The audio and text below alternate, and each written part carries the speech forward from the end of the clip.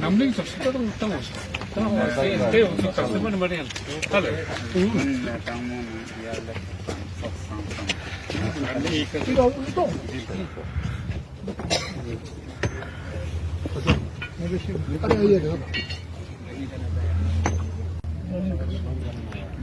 जैसा कि आप सबके संज्ञान में है, मिनिस्ट्री ऑफ होम अफेयर्स की पहल पर एपेक्स बॉडी और केडी के ज्वाइंट जो डेलीगेशन है, हम दिल्ली से अभी लौटे हैं।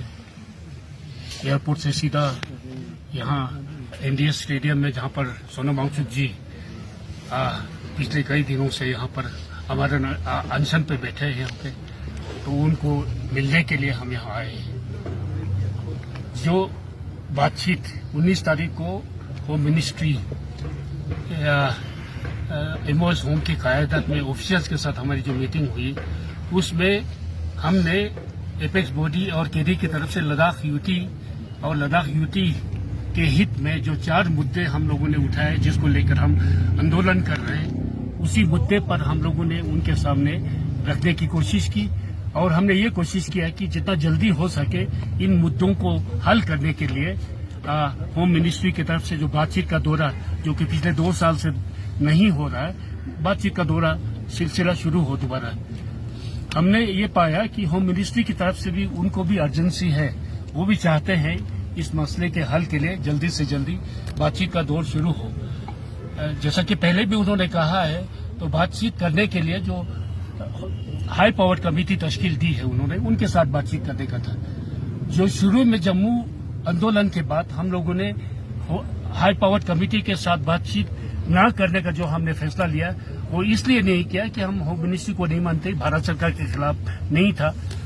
हम सिर्फ उन 2 मुद्दों को लेकर हमें उस वक्त ये रिजर्वेशन था। एक तो कंपोजिशन के लेकर था, और दूसरा जो है, जो 4 मुद्दे हम उठा रहे हैं मुख्य मुद्दा, उनमें से कोई भी जो एजेंडा सेट किया था हाई पावर कमेटी के लिए, वो उसमें शामिल नहीं था। इन 2 मुद्दों को लेके हमने उसमें जाने से मना कर दिया। अब चूंकि बहुत अरसा गुजर गया, हम भी चाहते हैं कि इस मसाइल का कोई ना कोई हल मिलना चाहिए, होना चाहिए, तो उसके लिए बातचीत का दौर शुरू होना लाजमी है। तो हम लोगों ने उनके सामने यही 2 मुद्दे रखे हैं। एक तो जो कंपोजिशन होगा, कंपोजिशन के बारे में हमने बिल्कुल साफ किया। जहां तक एपेक्स बॉडी और केडी का ताल्लुक है, जो नाम हम सुझाएंगे डेलीगेट, वही अगले होने वाले बातचीत के दौर में शामिल होंगे। और दूसरा जो है, ये 4 मुद्दे जिसमें स्टेटहुड है हमारा, 6 शेड्यूल है हमारा 2 पार्लियामेंट्री कॉन्स्टिट्यूएंसी की बात है, और जो सर्विसेज से रिलेटेड, रिक्रूटमेंट से रिलेटेड जो हमारी युवा पीढ़ी है, उनके मुद्दे हैं। इन 4 पर डिस्कस होना हमने जरूरी है। तो इन 2 मुद्दों को उनके सामने रखा है, और काफी अच्छे माहौल में पॉजिटिव वे से बातचीत चला वहां पे। और हमें ये यकीन नहीं किया कि आपस में चर्चा करने के बाद कुछ ही दिनों में वो दोबारा लौटेंगे हमारे पास और हमें मैसेज देंगे। तो अभी जो है, बॉल जो है, वो होम मिनिस्ट्री के कोर्ट में है। जो ही उनकी तरफ से इस तरह का संदेशा हमें आता है, तो हम आपस में मिलकर उस पर गौर करेंगे। क्या जो हमने उनके सामने तजवीज रखा था, उन्होंने माना है, नहीं माना है, तो उसके आगे क्या करना है, वो उसके बाद हम फिर आपस में मिलकर हम तय करेंगे। लेकिन हम उम्मीद करते हैं कि बहुत जल्दी शायद उनकी तरफ से कोई ना कोई संदेशा आएगा, और उसके आने के बाद इन द मीन टाइम हम सोनम वांगचुक जी से अपना शुक्रिया अदा करने के लिए हम यहाँ पर आए हैं, क्योंकि आपको मालूम है -40 टेम्परेचर में, सर्दी के दिनों में भी उन्होंने 5 दिन का अनशन रखा था। और आज इस तपती धूप में, इस गर्मी में उन्होंने 7 दिन का एक अनशन दोबारा शुरू किया इन 4 मुद्दों के सपोर्ट में। और क्लाइमेट जो लद्दाख के लिए बहुत अहम है, और जो कि एक अहम मुद्दा हमारे बातचीत में भी है, क्योंकि जो 6 शेड्यूल में हम जिन मुद्दों को लेकर चल रहे हैं, उसमें जमीन की जो हमारी सुरक्षा है, हमारी आइडेंटिटी की सुरक्षा है, जुबान है, कल्चर है, एनवायरनमेंट एक बहुत बड़ा उसमें यह है। उसमें क्लाइमेट जो है, जो चेंजेस हो रहा है दुनिया भर में ग्लोबल वार्मिंग की वजह से, वो उसका असर सबसे ज्यादा लद्दाख में होने वाला है। क्योंकि जिस ढंग से, जिस तेजी के साथ लद्दाख में जो अभी ग्लेशियर मेल्ट होके ये तबाही हो रहा है, उससे सबसे पहला इफेक्ट शायद लद्दाख क्षेत्र में होगा। तो ये मुद्दे बहुत जरूरी है और इन मुद्दों के को लेकर सोनम वांगचुक जी ने सर्दी के मौसम में भी उन्होंने अनशन किया, आज भी अनशन पर बैठे हैं। हम उनसे गुजारिश करना चाहेंगे और उनसे रिक्वेस्ट करना चाहेंगे कि आप हौसला रखें, हम सभी आपके साथ हैं, आप हमारे साथ हैं, सब मिलके हम इन मसाइल का हल ढूंढने की पूरी कोशिश करेंगे, हर तरह का जोर लगाएंगे हम। शुक्रिया अदा करना चाहूँगा कारतूब स्टैनले और एपिक्स बॉडी के जो मेंबर्स गए वहाँ, कारगिल से केडीए के मेंबर्स गए टॉक्स में बहुत उम्मीदें लेके, मगर ये टॉक्स थोड़ा हमारे उम्मीदों पे मेरे ख्याल से कम उतरा, क्योंकि ये जो 4 मुद्दे थे ये तो पहले भी एक बार इसी बात पर टॉक्स फेल हो गए थे और पता था कि 4 मुद्दे हैं। फिर भी मुझे हैरानी हुई कि पहले दिन में अगर वो खुशी से हाँ आपके मुद्दों पे हम बात करेंगे बोल के राजी हो जाते तो बहुत गुडविल होता लद्दाख में। इस तरह से लद्दाख में बहुत दुख का सा माहौल है कि ग्रांट ऑफ द डिमांड्स तो दूर की बात है, उस पर तो बातचीत होनी भी चाहिए, प्रोसेस थोड़ा टाइम लेगा, मगर एजेंडे में सेट करने में उन्हें वक्त जाया नहीं करना चाहिए था। 3-4 महीनों से पता था यहाँ का एजेंडा क्या है, तो अगर टाइमली डिसाइसिव एक्शन लेना होता तो जल्दी कर सकते थे।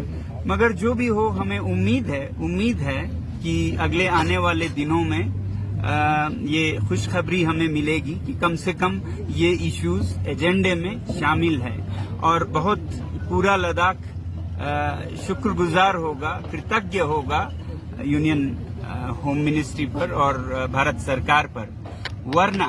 वरना यहाँ पर बहुत